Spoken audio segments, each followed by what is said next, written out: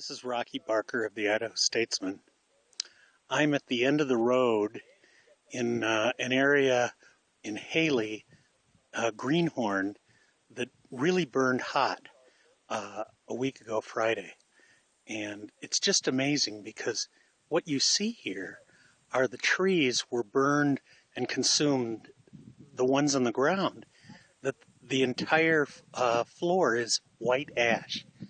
It's just incredible. And when you see how the houses were saved, it's miraculous. Afternoon when the fire came into the Greenhorn Canyon here, it was pretty crazy. The fire came down from on top of the ridge. It also came down through a couple of the gulches, Imperial Gulch, Greenhorn Gulch, and there was firemen in here, structural firemen and wildland, and they basically had prepped these houses, put sprinklers up, hose lays.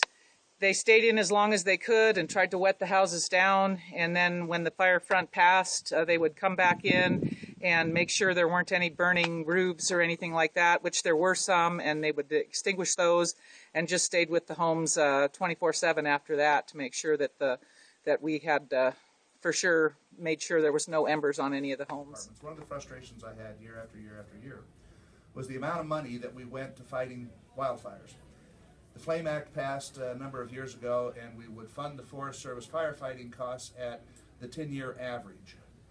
Unfortunately, 8 of the last 10 years, we've exceeded that average, and consequently, when we exceed that average, the Forest Service has to drain every other account to pay for the wildfire fighting costs. That means when people come to me and say, well, you know, if we do more fuels reduction, we wouldn't have as catastrophic wildfires. True. Problem is, we drain all those accounts to fight wildfires. If you look at the forest behind me, you'll see that there's quite a bit of overgrowth. This is when people talk about fuel treatment, they talk about getting rid of this overgrowth. Now, fire can do this, or thinning. And of course, to pay for thinning, there's often some larger trees you'd like to take. The success that we're having here in Idaho is because of the people that are in the workshop over the next 2 days.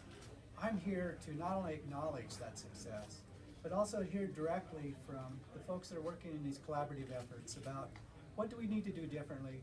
What do we need to help them? How can we better support their efforts? I'm honored to have the Chief of the Forest Service here with us with his strong commitment to making collaboration work.